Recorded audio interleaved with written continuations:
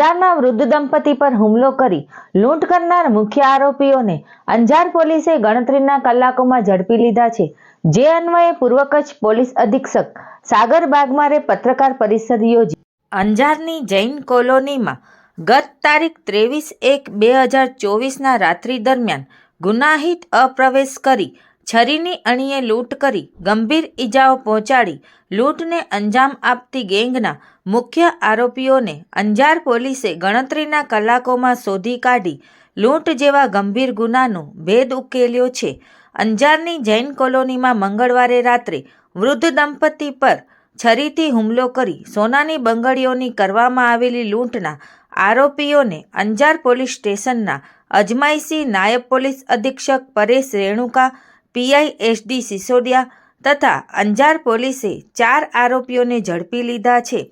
આ ગુનામાં સંડોવાયેલા એક મહિલા સહિત અન્ય 3 આરોપીઓને પકડવા પોલીસે ચક્રો ગતિમાન કર્યા છે. આ અન્વયે પૂર્વ કચ્છ પોલીસ અધિક્ષક સાગર બાગમારે પત્રકાર પરિષદ યોજી સમગ્ર બનાવ વિશે માહિતગાર કરતા જણાવ્યું કે તારીખ 23/1ના રોજ સાંજના સમયમાં લેટ ઇવનિંગના ટાઈમમાં અંજારના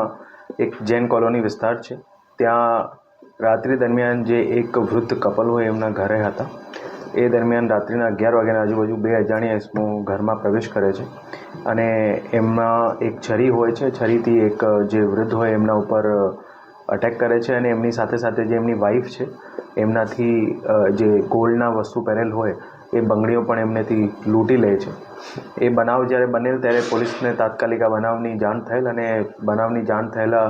અંજાર પોલીસ સ્ટેશન દ્વારા વિવિધ ટીમો બનાવવામાં આવેલ હતી અને એમાં અલગ અલગ એંગલ્સમાં તપાસણી શરૂ કરવામાં આવેલ હતી. આ બનાવની ગંભીરતાને જોતા જે તપાસ ચાલતી હતી એ તપાસ દરમિયાન પોલીસને એમાં એક હકીકત મળેલ અને એ હકીકતના આધારે પોલીસે જે છે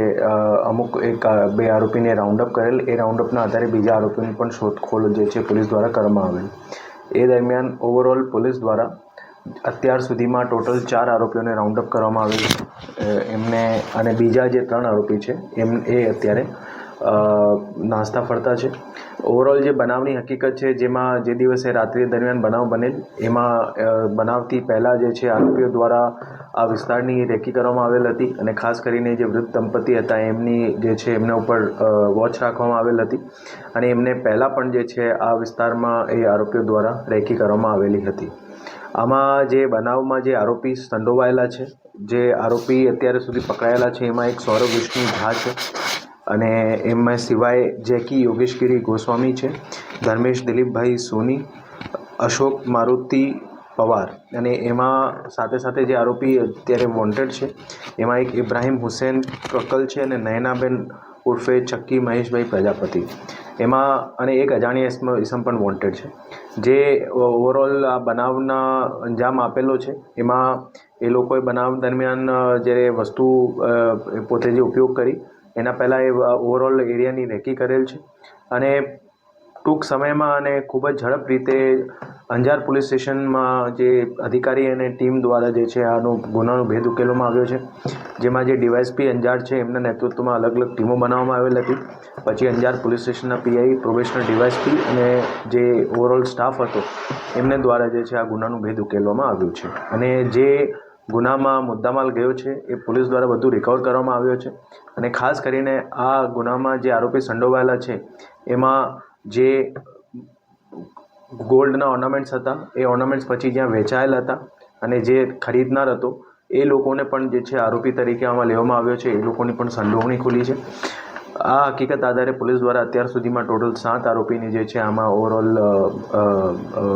નામ ખોલવામાં આવ્યા છે, જેમાં 4 આરોપી પકડાયા છે અને 3 આરોપી અત્યારે વોન્ટેડ છે. અત્યારે પોલીસ દ્વારા જે આરોપી અટક કરવામાં આવેલ છે એના આધારે જે ગુનો દાખલ થયેલો છે જેમાં આઈપીસીની કલમ 394, 397 અને વિવિધ કલમો હેઠળ ગુનો દાખલ થયેલો છે અને પીઆઈ અંજાર દ્વારા એની તપાસ ચલાવવામાં આવી રહેલ છે અને આગળમાં એ લોકોની રિમાન્ડ માંગીને